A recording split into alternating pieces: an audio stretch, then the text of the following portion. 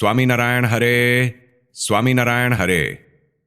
वचनामृत श्री गडडा अंत्य प्रकरण का 33वां। बुद्धि भेद न होने के 4 उपाय। संवत 1885 में फाल्गुन शुक्ला एकादशी 16 मार्च 1829 को स्वामी श्री सहजानंद जी महाराज श्री गडडा स्थित दादा खाचर के राजभवन में श्री गोपीनाथ जी के मंदिर में विराजमान थे। उन्होंने श्वेत वस्त्र धारण किए थे। उनके समक्ष परमहंस तथा विभिन्न प्रांतों के हरिभक्तों की सभा हो रही थी। तब श्रीजी महाराज ने समस्त परमहंसों से यह वार्ता कही कि धन दौलत और स्त्री पुत्र आदि की कामना से जिसकी बुद्धि विचलित ना हो और इनके निमित्त किसी में भी प्रतीति ना हुई हो, ऐसे हरिभक्त तो सत्संग में गिनती के ही रहते हैं। इतना कहकर आगे बताने लगे कि ऐसे तो ये मुक्तानंद स्वामी तथा गोपालानंद स्वामी हैं, जिन्हें अन्य कोई चाहे कैसा ही समर्थ दिखाई दे और वह चमत्कार भी दिखाए तो भी उन पर उसका कोई प्रभाव नहीं पड़ता। और कैसा भक्त हो जिस पर किसी का प्रभाव ना पड़े। तो जो ऐसा समझता है कि मैं इस देह से भिन्न आत्मा हूं तथा प्रकाशमान एवं सत्ता रूप हूं, मेरे स्वरूप के भीतर प्रत्यक्ष भगवान अखंड रूप से विराजमान है और उसी भगवान के स्वरूप के बिना अन्य प्राकृत आकार मात्र असत्य हैं तथा अनंत दोषों से भरे हैं, ऐसा वैराग्य जिसे हो तथा जो भगवान के महात्म्य को यथार्थ रूप से जानता हो, उसकी बुद्धि में किसी भी प्रकार का भ्रम नहीं हो सकता। परंतु यह बात अति कठिन है, क्योंकि वे इतने बड़े हैं।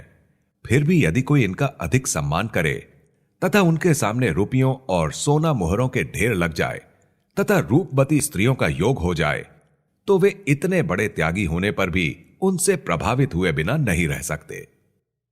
यदि ऐसा योग आ जाए तो आज अपने त्यागियों में जो निकृष्ट हैं, उनके जैसे भी ये बड़े बड़े त्यागी रह सकेंगे या नहीं, इसमें भी संशय है।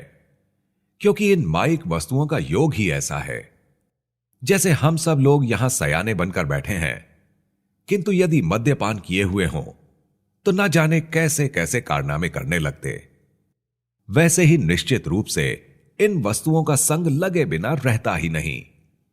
इसलिए यदि इन वस्तुओं का योग उपस्थित ना होने दिया जाए तो वे इनसे बच सकते हैं, अथवा इन पदार्थों का योग होने से पहले ही उनसे डरता रहे कि कहीं मुझे इन पदार्थों का योग ना हो जाए, तब जाकर वे उनसे बच सकते हैं। तथा शास्त्रों में यह बात तो प्रसिद्ध है कि माइक पदार्थों का संग तो एकमात्र भगवान को नहीं लगता। जैसे कहा भी गया है, ऋषिम नारायणम ऋते तथा ये अन्य स्वतः परिहर्तादपि बिभ्यति स्म।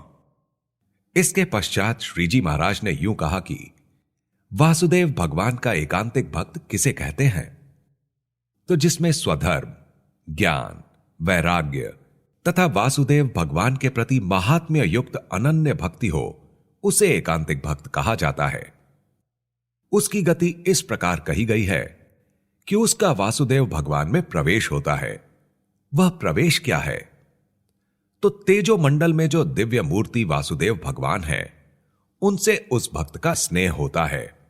उस स्नेह के कारण वासुदेव भगवान की मूर्ति में उसके मन का निरंतर स्मरण रहता है तथा भगवान में ही आसक्त सा होकर वह शरीर द्वारा वासुदेव भगवान की सेवा में भी प्रवृत्त रहता है। जैसे लक्ष्मी जी वासुदेव भगवान के हृदय में स्नेहाधिक्य के कारण चिन्ह रूप से विराजमान रहती हैं तथा स्त्री रूप द्वारा उनकी सेवा में भी स्थित हैं, वैसे वासुदेव भगवान में एकांतिक भक्त का प्रवेश जानना। और अभी भी जिस भक्त को कथा कीर्तन, नाम स्मरण आदि इस प्रकार की भगवत भक्ति तथा भगवान के महात्म्य तथा स्वधर्म, वैराग्य, आत्मनिष्ठा तथा संत संगति का ऐसा व्यसन हो कि इन सभी के बिना वह रह नहीं सकता।